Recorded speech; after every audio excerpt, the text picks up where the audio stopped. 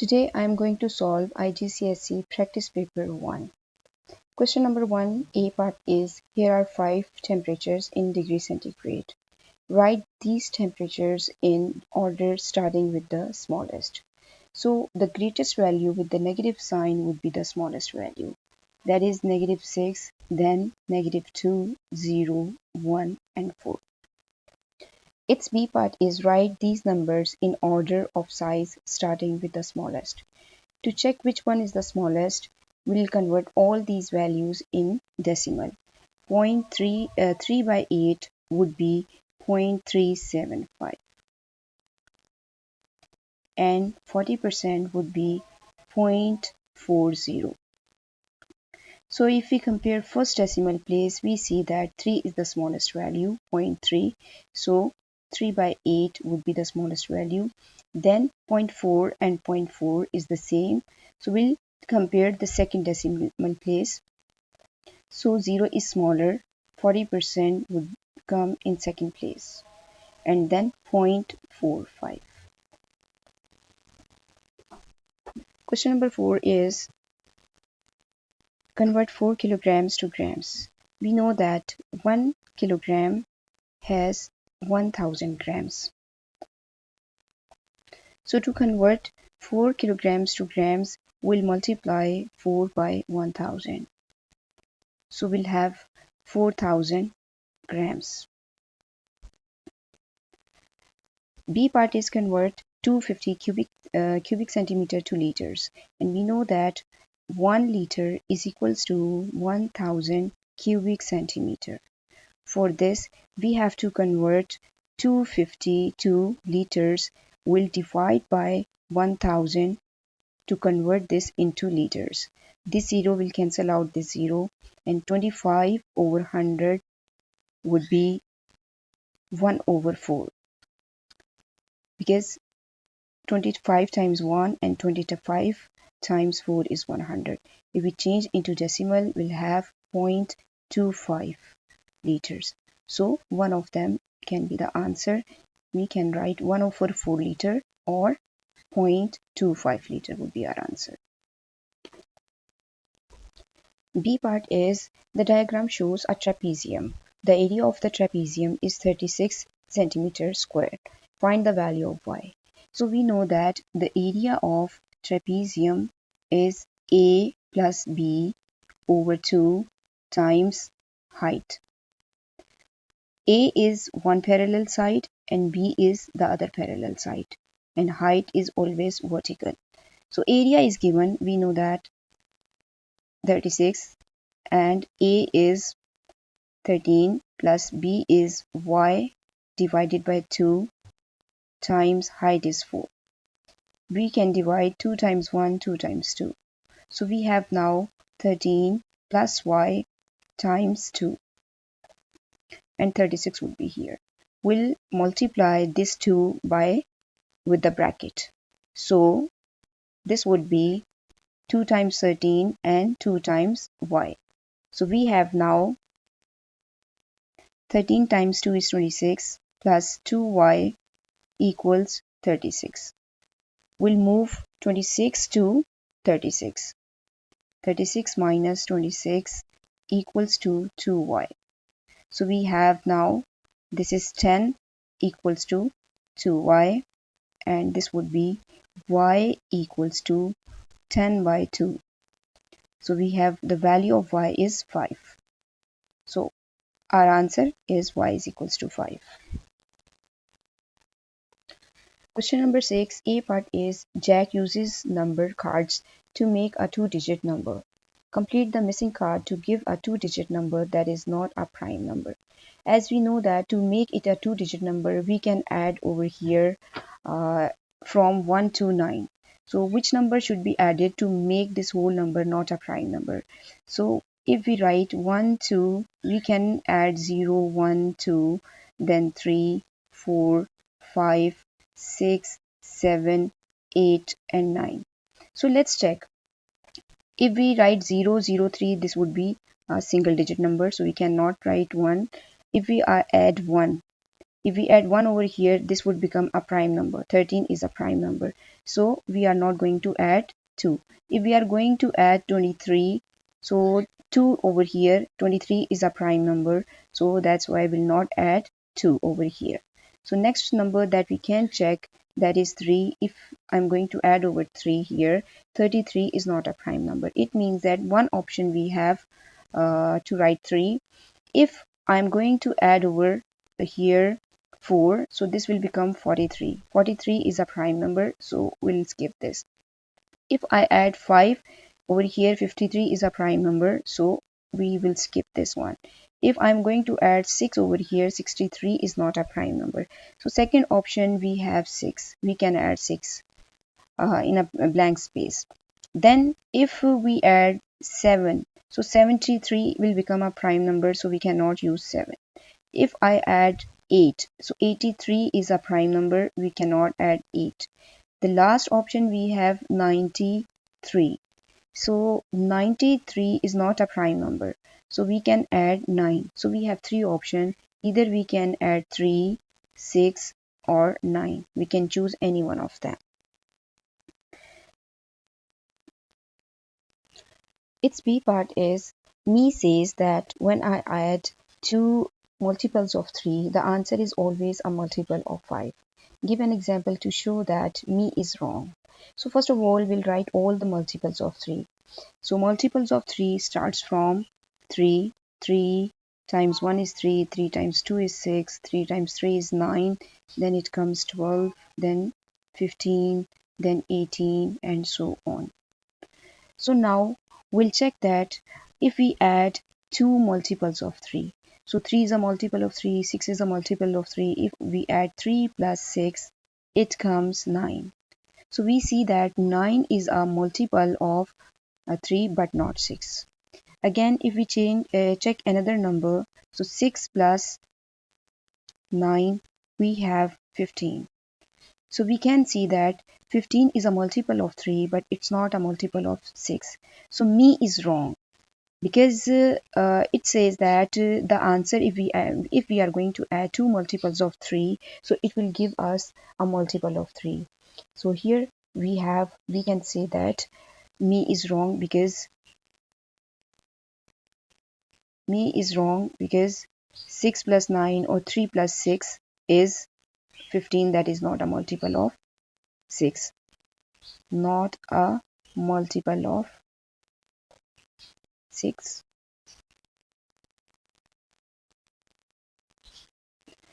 Question number 7 is, work out 2 by 7 divided by 1 over 3.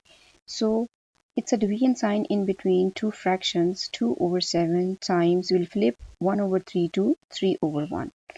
Because what we do whenever we have to simplify division, so we have to flip the values after the division sign. So numerators will multiply with each other and denominators will multiply with each other. As numerator is the smallest value, so we'll write the fraction as it is. This would be a proper fraction.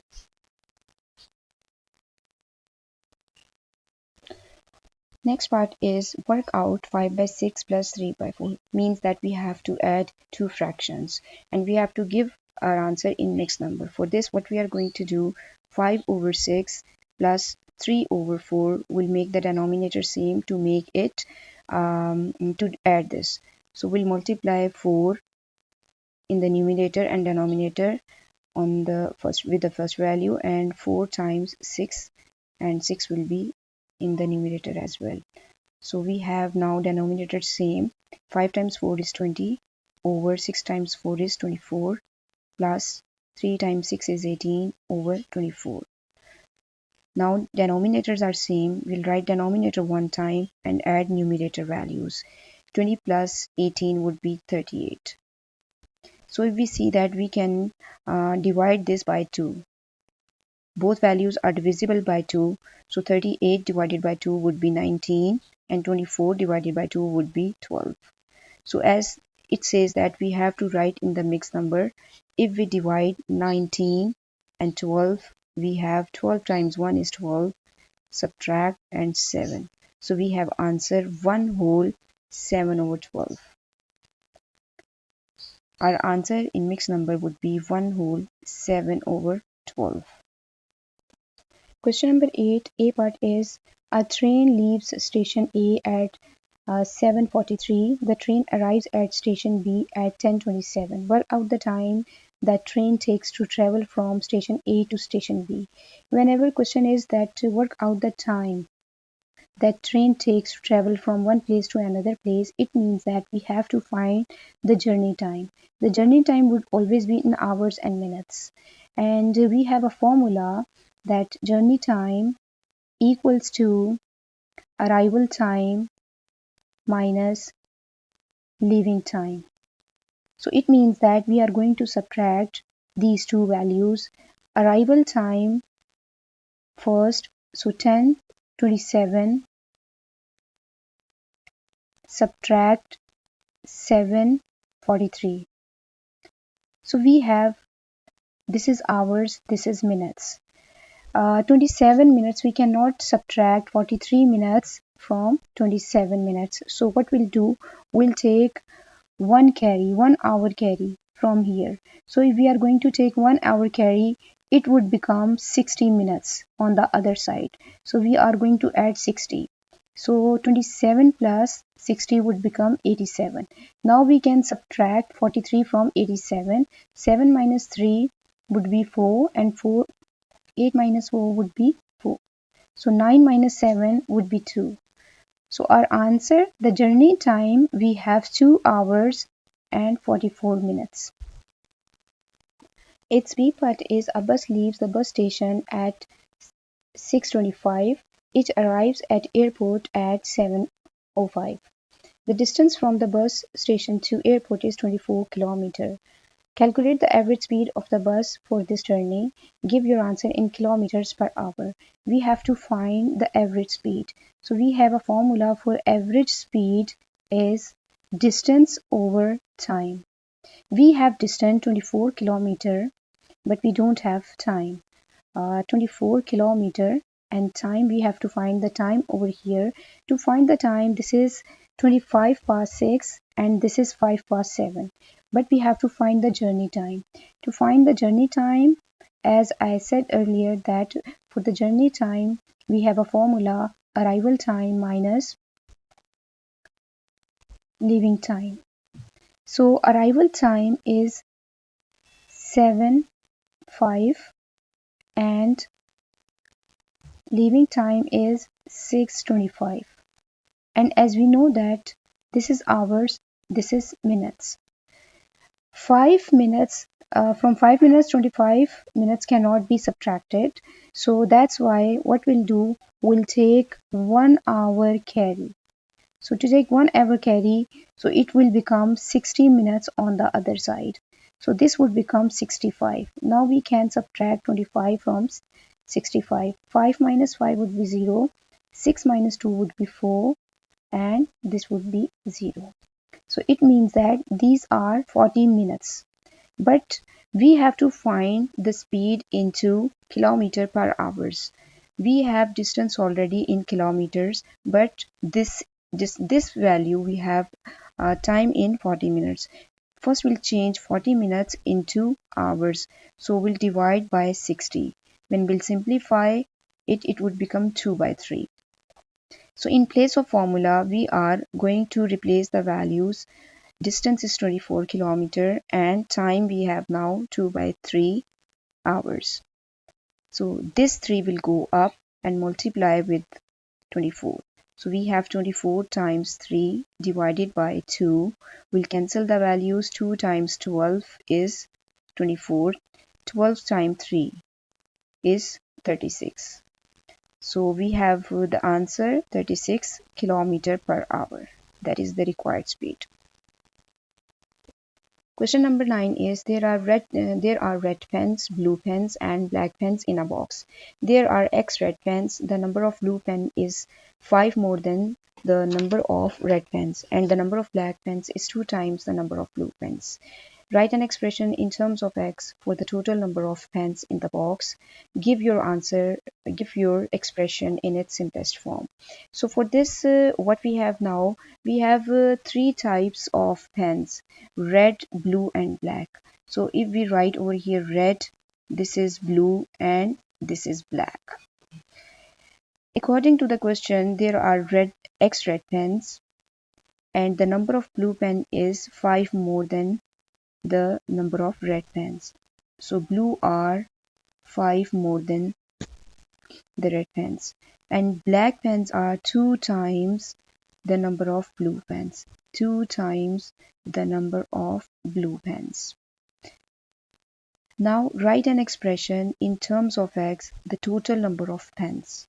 We have to write the total number of pens. It means that we are going to add all these pens, all these. So we will add red, blue, and black to get the total number of pens. We are going to add x plus x, and before this we will open the bracket as well. X plus 5, then 2 times x and 2 times 5. This would be 2x plus 10. Now we are going to add all x values. This would be 4x, and all the number values, that would be 15. So we have 4x plus 15. That is our answer. Now B part is the total number of pens in a box is 27. Find the number of red pens. This is the total number of pens. So we are given the total number of pens, that is 4x plus 15 is equals to 27. For this we have to find the number of red pens. So 15 will move number value to number. 27 minus 15, that would be 7 minus 5 is 2, and this would be 12. 4 is multiplying and it will divide on the other side. So we have x, that is 4 times 3 is 12, and x is red pens. So we have red pens 3. We have question number 10. The scale drawing shows the part of field A, B, C, D. The scale is 1 centimeter to 50 meters. Measure the angle, measure the bearing of C from B. Whenever question is given to us, measure the bearing of C from B. The letter after B, from. The letter after from, we always take the north of that letter. So it's already given the north at B. We have to find the angle or the bearing from B to C. So to find this bearing, what we'll do, the word measurement. This word, whenever we have to measure, so we will use protractor. So we'll write using the protractor. You will put the protractor on the diagram like this. It would be like this, and here will be 90 degree. This would be 90 degree on your protractor. If you will measure this angle, you will get 68. So for the bearing, we always write 3 digits. So 0, 68 would be your answer. Otherwise, it may vary. They have given us the range from 068 to 072. So any answer in this range would be your answer. Question number 11 is, by writing each number to correct to one significant figure, estimate the value of this. So first of all, we'll estimate the value of this. We'll convert each value to one significant digit. So 5.32, 5.32. There are 3 significant digits, 1, 2, 3. All non-zero digits are significant. So one significant digit, if we round it off, it will remain 5. The second value we have 3.97. All non-zero digits are significant. So if we round it off to one significant digit, it would become 4. And the last is 878. As we know that all non-zero digits are significant. So there are 3 significant digits. To make it one significant digit, will round it off. So 878 will be rounded off to 900. So now we are going to use 905 and 4 as a one significant digit. So here we have 5.32 will become 5 plus 3.97 will become 4 and 878 will become 900. 5 plus 4 will become 9 and square root of 900 is 30. So if we are going to divide this by 3, we'll have 3 times 3 is 9 and 3 times 10 is 30. So we have now 3 over 10. In fraction form we can give our answer, or in decimal form we can give answer. Both are correct. Question number 12a is a is equals to 5b plus 7. Find the value of a when b is equals to negative 2. So to find the value of a, we are going to replace the value of b. 5 times negative 2 plus 7, that would be minus 10 plus 7, it would be negative 3. So this is our answer.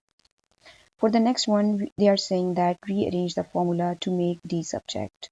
So to make d subject, first of all, we'll move any value that is adding or subtracting with d value. So 9 is subtracting, we'll move 9 on the other side. C plus 9 would be equals to 4d. Now 4 is multiplying, so 4 will divide on both sides. So d will be isolated and that will be our answer. So we have the value of d equals to c plus 9 over 4. C plus 9 over 4.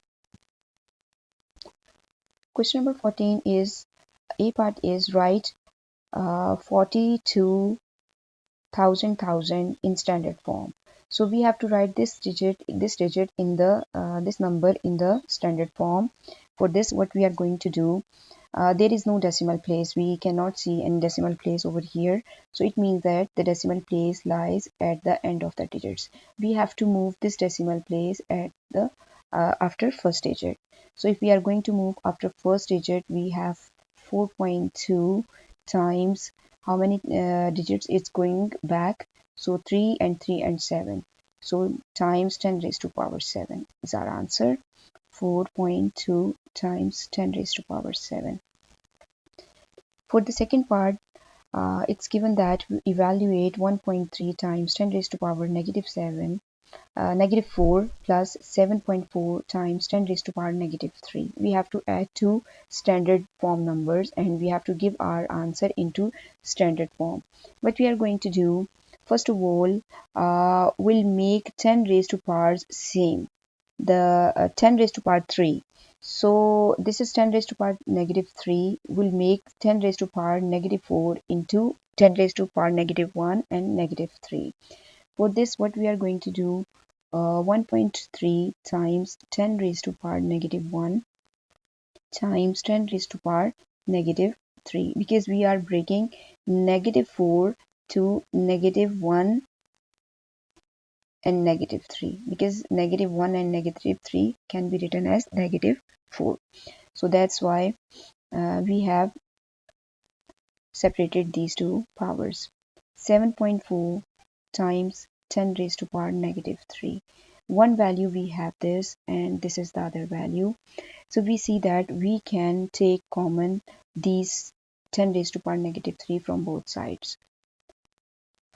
1.3 times 10 raised to power negative 1 plus 7.4. From these two values, we have taken 10 raised to power negative 3 common. So now we can add, but before this, we have to convert all this into decimal. 10 raised to power negative 1 means 0.13 plus 7.4. And 10 raised to power negative 3 would be as it is.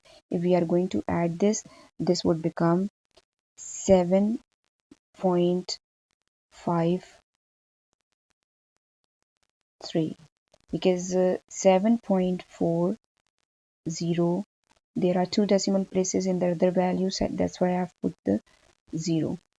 So this will become 7.53. Then times 10 raised to power negative 3. So it's already in standard form. Our answer is 7.53 times 10 raised to power negative 3. Now we have question number 15. It is given that the triangle ABC is mathematical similar to triangle CBD. AB is equals to 5 centimeter, AC is equals to 7 centimeter, and BC is equals to 8 centimeter. Calculate the side BD. We have to calculate this side BD. As it's given that these two triangles are similar to each other, and we know that for the similarity condition that all the angles of one triangle are equal to the angles of the other triangle. As it's given that A angle is equals to C angle, B is equals to B angle, and obviously this third angle will also be equals to the third angle over here in the other triangle. As for the similarity, all the angles are same in two triangles. If the also we have the angles are same but the sides are proportional. To see the proportionality of the sides, we can write the sides of one triangle in the numerator. Any one of the triangle we can choose to write its sides in the numerator. So I'm going to choose the bigger triangle to write its sides in the numerator.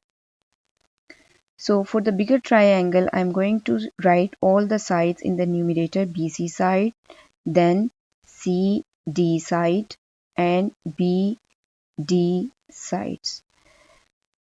The sides are proportional means that they will be equals to, their ratio will be equals to the constant of proportionality.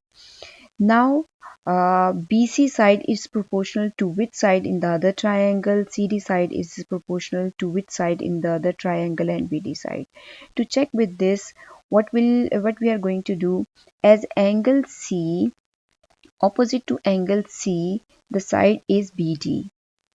So its proportional side would be opposite to angle A, that is BC. So BD and BC are proportional. Now for the second one, if we are going to see the second one, this in the bigger triangle opposite to angle B, there is CD side, and opposite to angle over here in the other triangle B, the side is AC. So CD and AC are proportional to each other. Now the side BC. In the bigger triangle, the side BC, that is opposite to angle D. And here is angle C, opposite to angle C. So BC side is proportional to AB side in the other triangle. K is also called the scale factor. So first of all, we'll find the value of K, that is equals to any two proportional given sides. If we see, we are given BC side is 8 and AB side is 5. So these are proportional side. BC is 8 and AB is 5.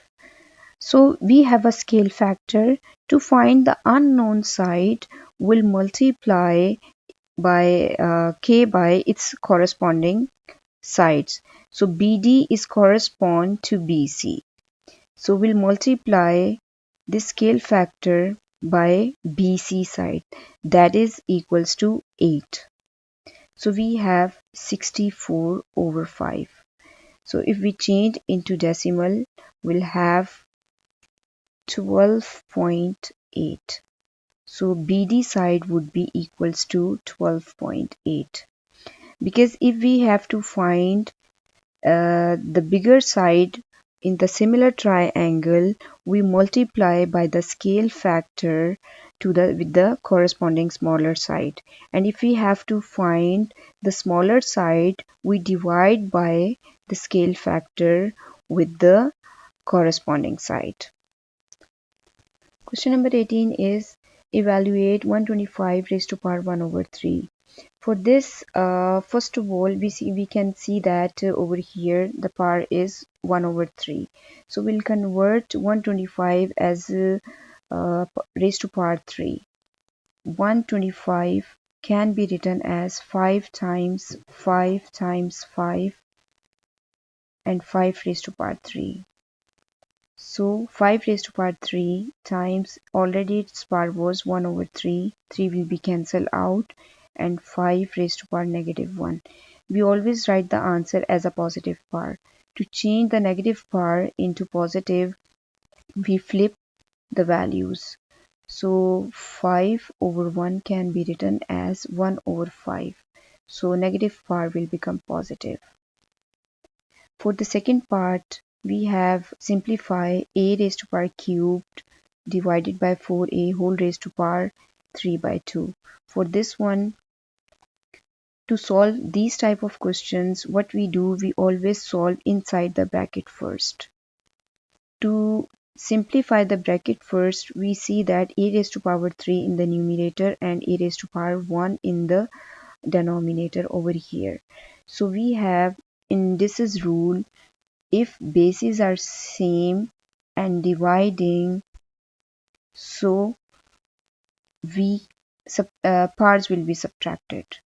So here a raised to power 3 divided by a raised to power 1, so powers will be subtracted, divided by 4.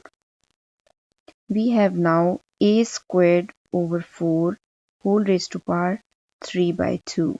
For this, now all these are single values. For this, a squared times 3 by 2. 3 by 2 power will be the power of a square and 3 by 2 will be the power of 4.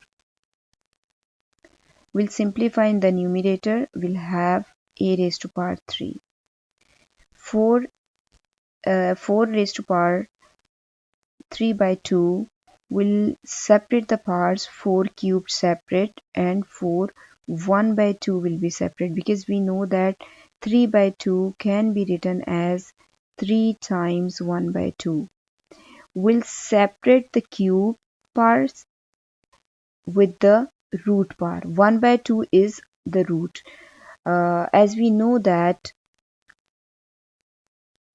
1 by 2 means square root, 1 by 3 means cube root. If there is 1 by 4, it means that fourth root. So over here we have separated the power. Cubed power will be separated and root will be separated. A cubed 4 times 4 raised to power 3 is 4 times 4 times 4. That would be 4 times 4 times 4. 4 times 4 is 16. 16 times 4 is 64. So we have 64 raised to power 1 by 2. As I said earlier that 1 by 2 means square root. So a cubed and square root of 64 is 8. So our answer would be a over 8. A cubed over 8. Question number 19, A part is the mass of a bag of almonds is 125 gram. Correct to the nearest gram. Write down the lower bound of the mass of the bag of almonds. So whenever we have to find the upper bound or lower bound, will be given the correct to the nearest something. So here correct to the nearest gram is given. So nearest value only gram means 1 gram. Gram means 1 gram. So we always divide gram value by 2. So we'll divide by 2. It would be 0.5 gram. To find the lower bound, we always subtract the nearest value after dividing by 2. If we want to find the upper bound, we always add the nearest value to the original value. Here we have to find the lower bound. So original value we have 125. For the lower bound value, we subtract 0.5 from 125. So we'll have 124.5 gram. That is our answer. For the B part, the mass of the large box is 500 gram, correct to the nearest grams, 10 grams, and the mass of the smaller box is 250 gram, correct to the nearest 10 gram. Very first thing is we have to convert the nearest gram values by dividing it by 2. So both have the same nearest values. So very first thing is divide the nearest value by 2. To find the upper bound and lower bound, we add or subtract the nearest value after dividing by 2. Now the question is what to find. Calculate the upper bound difference between the mass of the large box and the smaller box.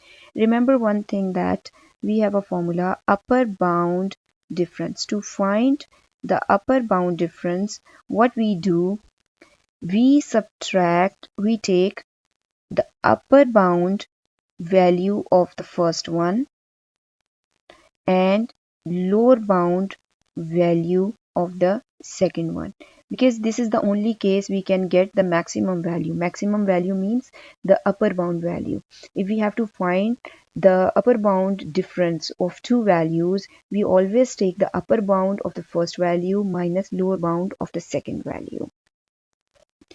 So upper bound of the first value, for this we add 5 in this, and to take the lower bound of the second value we subtract 5 from this.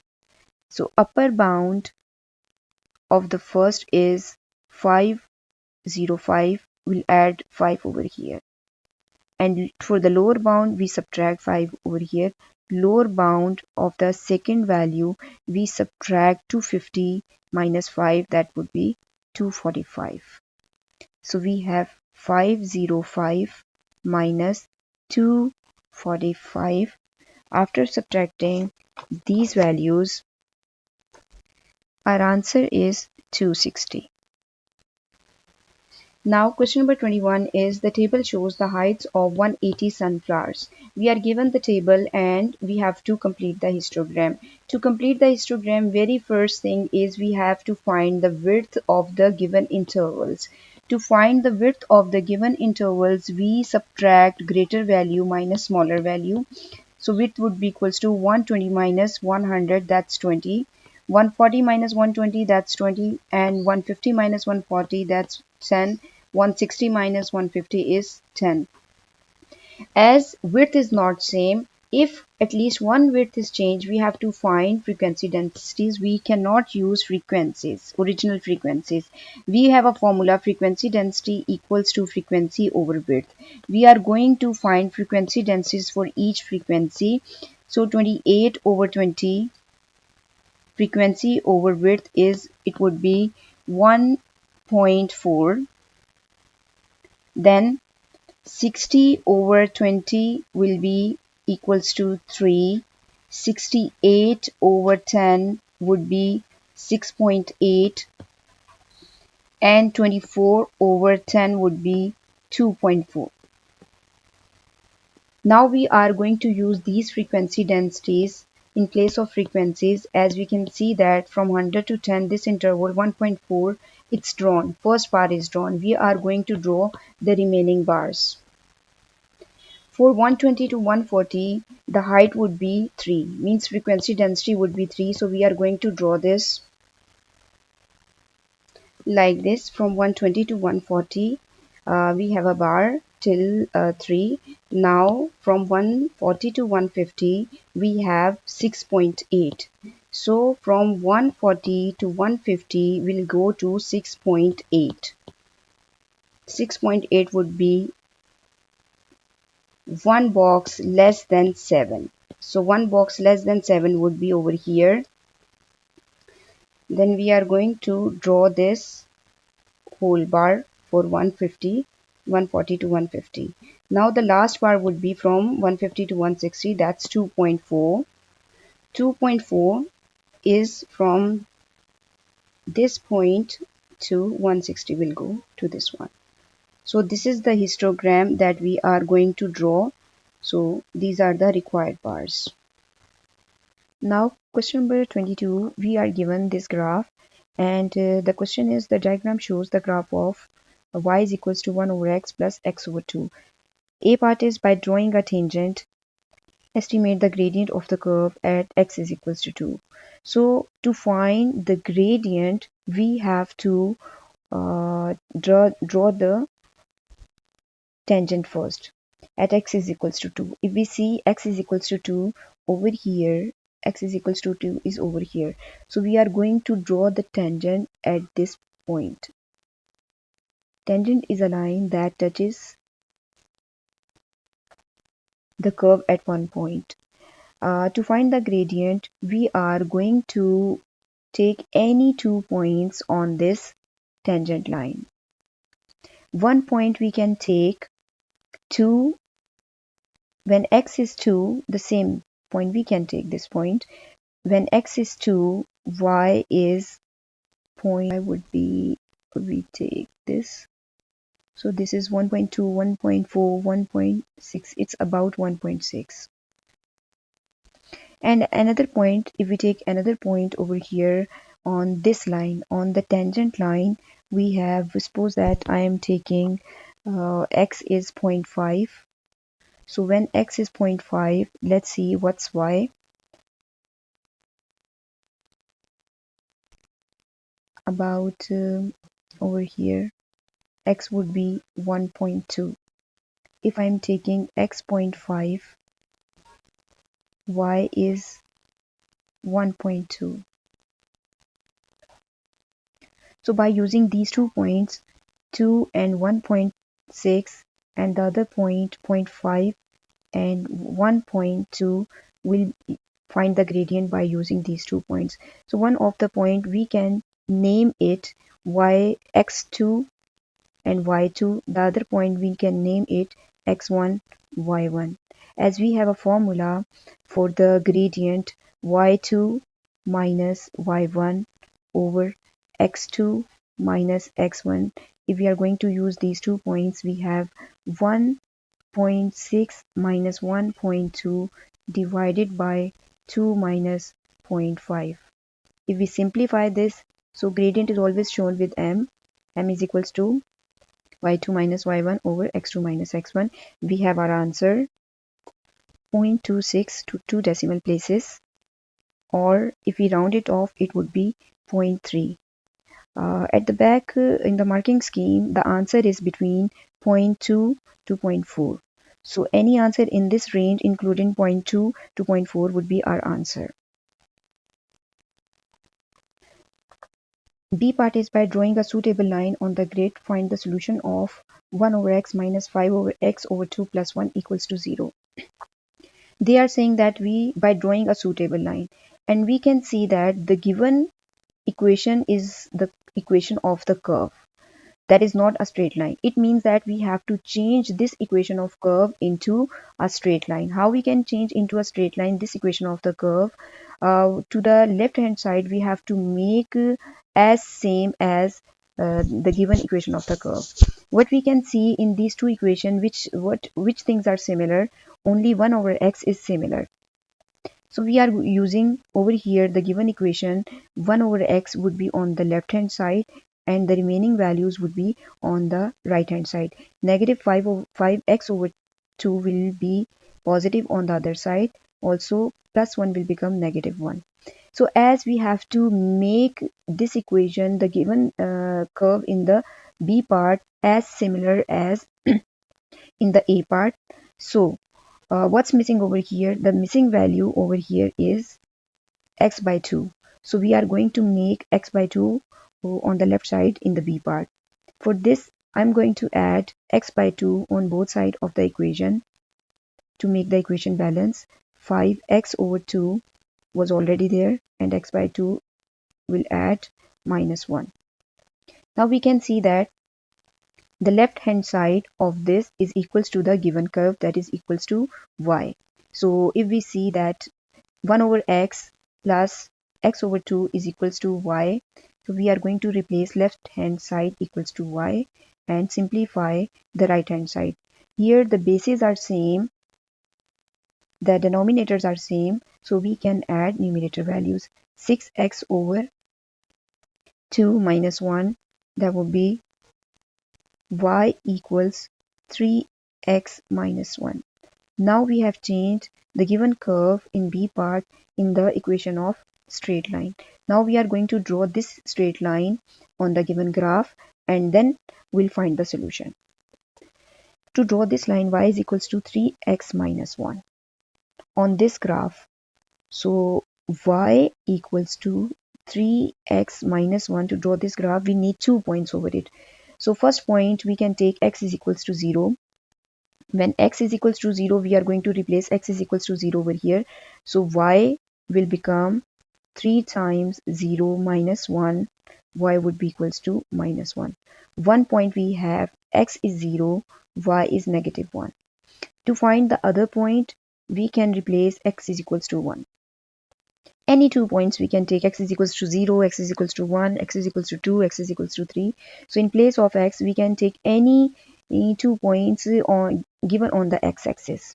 So 3 times 1 minus 1, y equals to 3 times 1 is 3 minus 1, that would be 2. The other point we have, x is 1, y is 2. Now we are going to plot these 2 points. X is 0, y is negative 1. 1 point we have over here. The other point, when x is 1, y is 2. When x is 1, y is 2 over here, the other point would be here. So by joining these 2 points, we are going to draw a straight line and extend this until it will cross the given graph.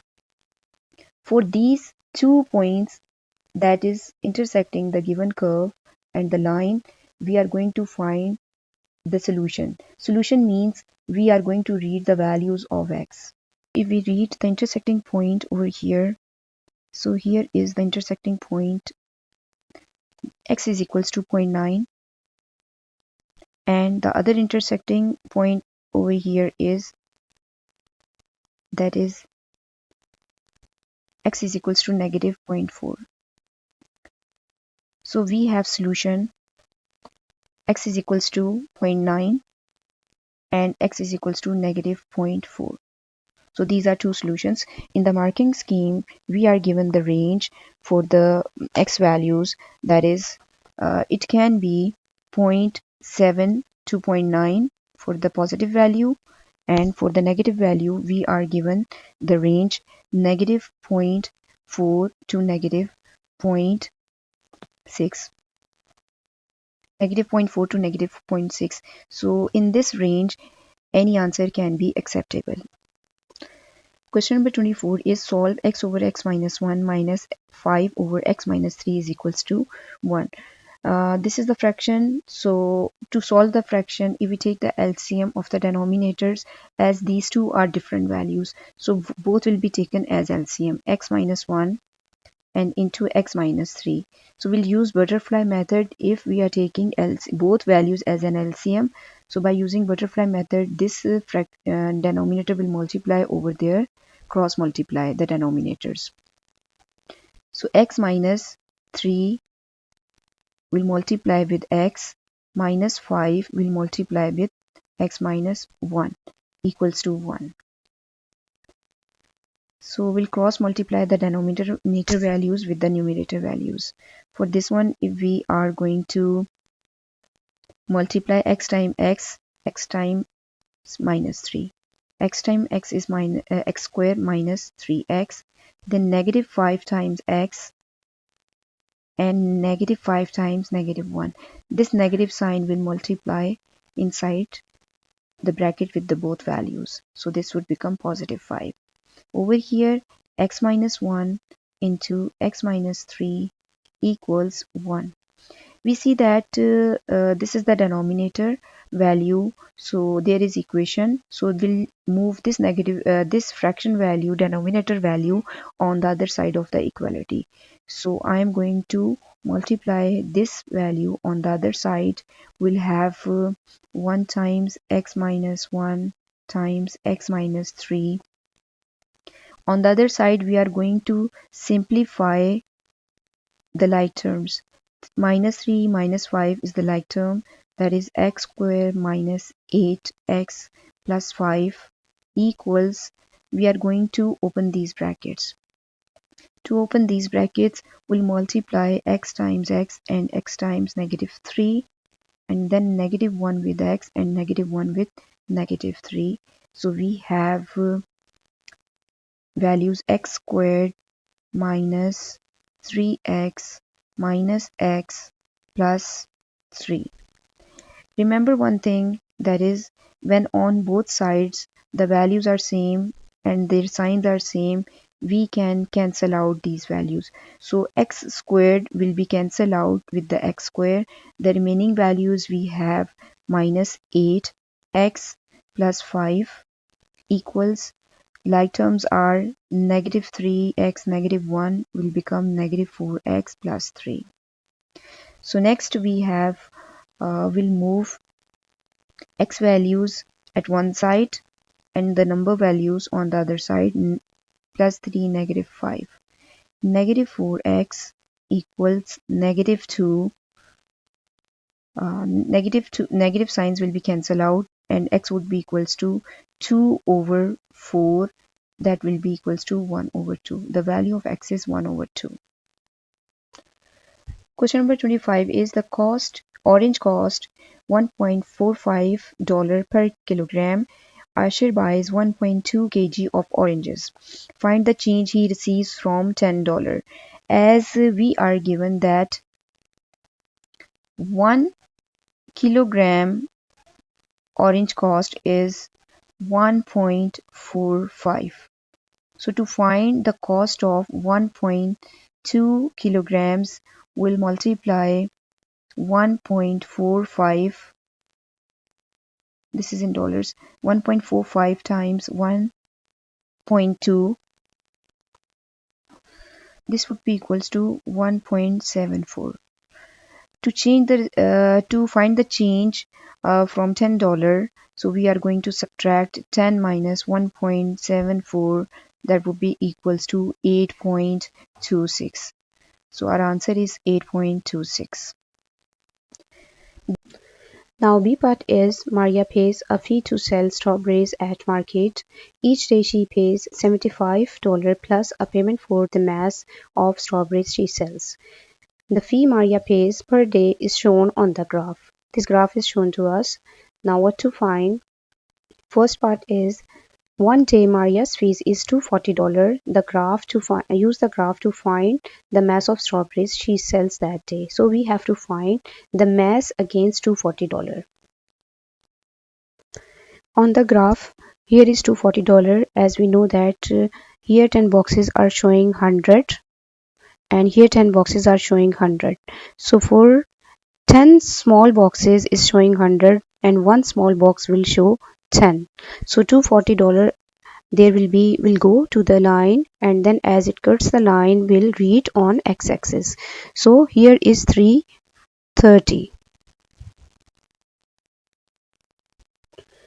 Now the second part is on Saturday Maria sells 270 kg of strawberries. On Sunday she sells 220 kg of strawberries. Find the total fee she pays for these 2 days. Now mass is given to us. We have to find the cost against 220 and 270. If we see on the graph, there is 220. So against 220, we read on y-axis, we have reading $195. And against 270 over here, when it cuts the graph against it, the fee is 210. So to find the total cost of these, we'll add these two, 195 and 210. So against this was $210 and this will be $195. So we'll have final answer 504. So our final answer is $405. Third part, we have the fee per day for Maria now increases. Each day she now pays $90 plus a payment of $60 for every 100 kg of strawberries she sells. On the grid, draw a line to represent this new fee when she sells 0 kg to 500 kgs of strawberries in a day. To draw the line on the grid, we have to make an equation of straight line first. So by using this information, we are going to make an equation of straight line. So for this, according to this information, we have $60 for every 100 kg. So if we represent 100 kg is equals to x, so 60 for every 100 kg will be 60 times x and plus $90 plus 90. We have equation of straight line 60x plus 90. So now what we are going to do, we will put x is equals to 0 for 0 kg and x is equals to 5 for 500 kg. So when x is equals to 0, what's the value of y? 60 times 0 plus 90, we have y equals to 0. 1 point we are getting, it's 90. 1 point we are getting x0, y is 90. For the other point, as x represent 100 kg, so 5 would be represent 500 kg. So y equals 60 times 5, because now we are taking x is equals to 5, that will represent 500 kg, plus 90. We have now 300 plus 90, so the value of y would be 390. The other point we have x is 500, the mass is 500 and the cost is 390. To draw the equation of straight line, we have to plot these points. When x is 0, y is 90 over here. And when x is 500, y would be 390. So it would be one box down to 400. Now we are going to draw the straight line to show this information. So by joining these 2 points, we have drawn the equation of straight line, that is the answer. Now question number 26 is the diagram shows a fair spinner numbered from 1 to 5. A part is the spinner is spun once. Find the probability that the score is 3. So to find the probability of any event, we have a formula: favorable outcomes divided by the total number of outcomes. So this is the formula that we are going to use. For the first one, we have 3. The spinner lands on 3 one time. So favorable outcome is 1 and total number of outcomes are 5, as the total numbers on the spinner are 5. The second part is score is even number. To score is even number, we'll check that how many times even number is occurring on the spinner. So there are 2 numbers on the spinner. So even numbers are 2, favorable are 2 and total outcomes are 5 on the spinner. Its B part is the spinner is spun twice, the 2 scores are added together. Complete the possibility diagram to show all the outcomes. As 2 scores are added, so it's showing 1 plus 1 is 2, 1 plus 2 is 3, 1 plus 3 is 4, 1 plus 4 is 5, 1 plus 5 is 6, so on. So we'll complete by using the same method. 3 plus 4 is 7 and 3 plus 5 is 8. 4 plus 1 is 5, 4 plus 2 is 6, then 7, then 8, then 9. Similarly, 5 plus 1 is 6, then 7, then 8, then 9, and then 10. For the second part, we have to find the probability that the outcome is 4. So we'll check that how many times 4 is coming. 1, 2, 3, 3 times. Our favorable outcome 4 is 3 times divided by total number of outcomes. For the total number of outcomes, there are 5 rows vertically and 5 rows horizontally. So if we see 5 times 5, total number of outcomes will be 25. So 3 over 25 is the answer for this part. Next part is find the probability that the outcome is greater than 6. For the outcome that is greater than 6, we'll count all the elements.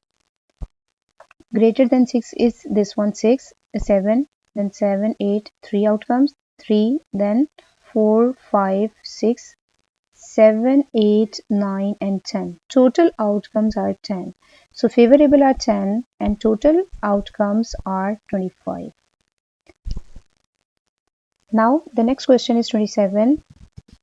In the Venn diagram, shade the region represented by P union Q. As we know that P union Q means full P and full Q. So we are going to shade full P and full Q.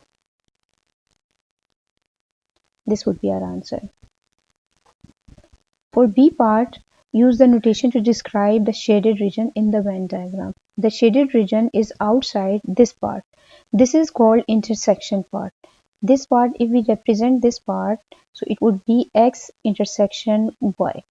As shaded region is outside the part, so for the outside we always use complement X intersection Y.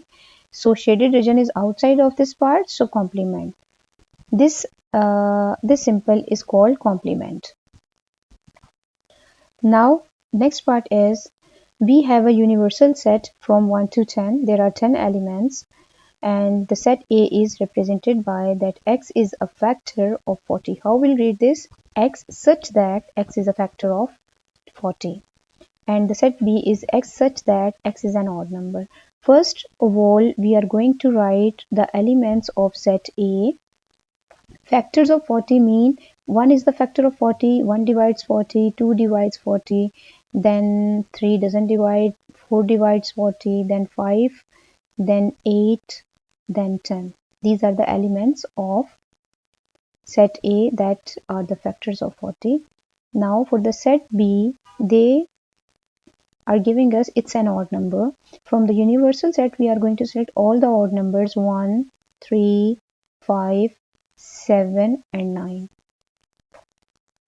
First part is complete the Venn diagram. We have to write all the elements in this Venn diagram. For this one, first of all, very first thing is we always complete this part, intersection part. Intersection means the common. What are the common numbers? 1 is common and 5 is common in both sets. So if we complete, so we'll complete this part first. Now we'll complete all the remaining elements of A. 1 and 5 is already there in the set A. 10 is there. The remaining elements are 2, 4, 8. Similarly, we are going to complete the set B. The set B, 1 is already there, 5 is already there, 3, 7, 9. 3 is there, 7 and 9. Now we'll have to check what are the remaining elements that are not present in A and B, but they are in the universal set. That is only 6 because 1, 2, 3 is there, 5, 6 is not there, so it will come outside AB in the rectangle section. Then 9, 10, all other elements are there. We have completed this Venn diagram. Now the next is the list the element of A intersection B. A complement intersection B. Whenever we have to list or shade the elements, first of all, very first thing is we take complement part. So complement means A complement means outside A. So outside A will be this part, whole, including rectangular section. Outside A and B. So we have, but when it's the intersection with the other set, so only this set will be taken. Outside A and only B part will be taken for the intersection. So the elements are, the required elements we have 3, 7 and 9. One element, the third part is one element of E is chosen at random. Find the probability that this element is in A intersection B. As I explained earlier that whenever we have to find the probability, we have a formula, favorable outcomes over total number of outcomes. So probability of A intersection B would be favorable outcomes in this section A intersection B. There are 2 elements, so there will be 2 divided by total number of outcomes means all the elements that are present in the set E, that are 10 elements. Now we have question number 28. A part is solved. X over 3 is equals to 7. It means that we have to find the value of X. So over here 3 is dividing. It will multiply on the other side we have x is equals to 7 times 3. The value of x would be equals to 21. So it's our answer. Next is solve this equation. To solve this equation, first of all, we'll write 6x minus 5 as it is. On the right hand side, we multiply 2 with both of these values. 2x plus 6. Now we'll move variable values to variable and the constant values to the constant value. So number will go to number by changing its sign. We have 4x equals to 11, or 4 will divide on the other side, 11 over 4. As the numerator is greater, always change into mixed number and write your final answer. 5 times 2 is 8, then 3. So we have 2 whole 3 over 4. 2 whole 3 over 4 is our answer. C part is factorize 3x square minus 2x minus 8. Whenever we have to factorize the quadratic equation, as it's a quadratic equation, so we use midterm breaking. For this one, very first step is multiply first value with the last value. We have 24.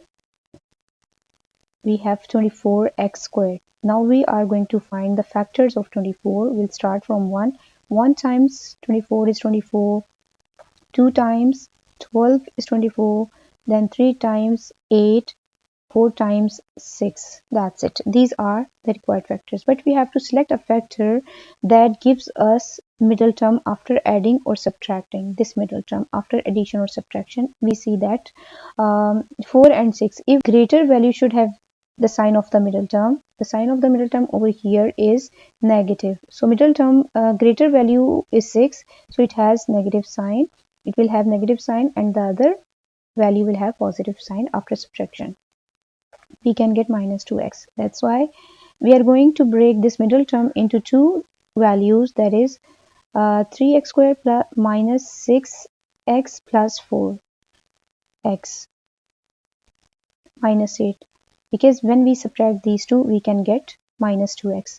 Now what's the next step? That is, we will take common from the first two values and from the last two values.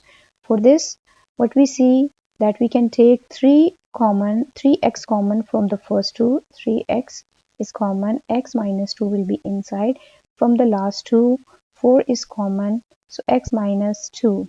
Now bracket is common. We see that bracket is common from both x minus 2 and 3x plus 4. That is our answer over here. D part is, we are given ax plus b whole square equals to 4x square minus 12x plus c.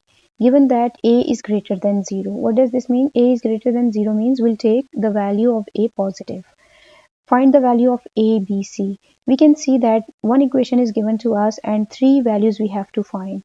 Whenever the situation is like this, so we always find the values of the unknowns by comparing on both sides. We are going to open ax plus b whole square. We have two methods to open this. One method is ax plus b times ax plus b. We can multiply these two open. The other method we have, if we use a plus b whole square formula. So we have a plus b whole square formula, a square plus 2ab plus b square. So it's on you that which method you are going to do, whether you are going to multiply these two values at the same time, because ax plus b whole square means ax plus b times ax plus b. It's on you that whether if you are going to multiply these two brackets and then open, or you are going to use formula. Over here I'm going to use formula. A plus b whole square means the value square of the first term, ax is the first value, okay, ax. This would become a square, ax whole square plus 2 times is a into b plus b squared. A is ax and b is b. So if I'm going to open this, simplify this, we'll have a squared x squared plus 2ax, 2ab, I'm writing x after, plus b square. This is left hand side. This is left hand side.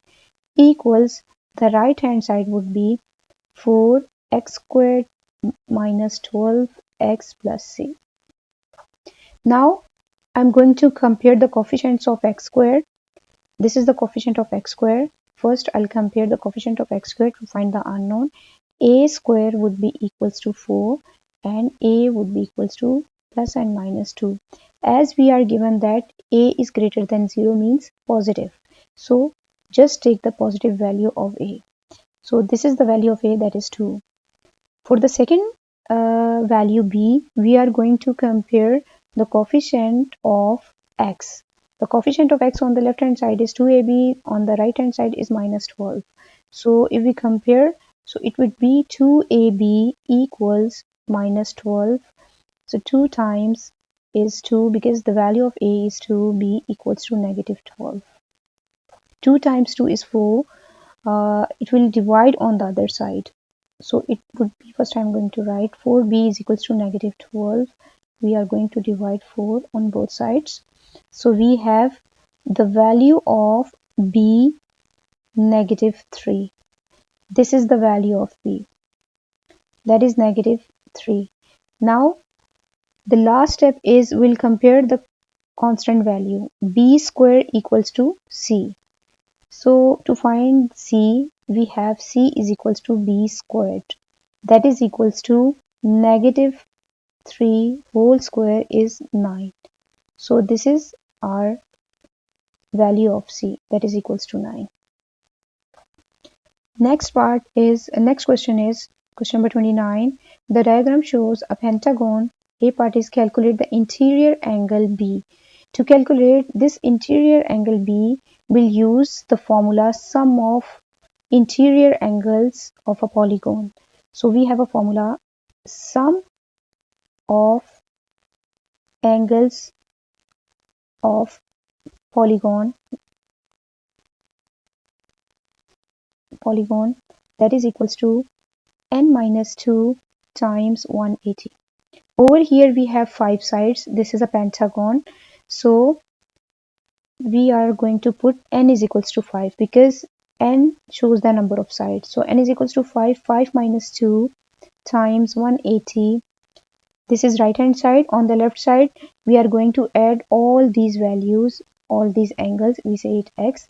So we have over here x plus 106 plus 148 plus 120 plus 79.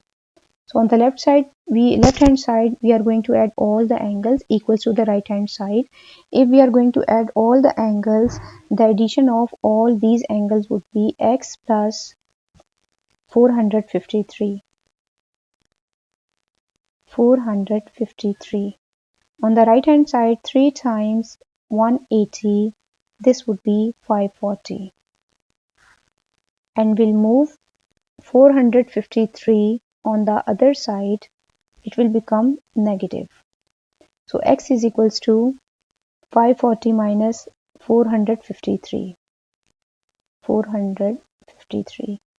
That gives us x is equals to 87. The missing angle, we have 87. This is our answer for this part.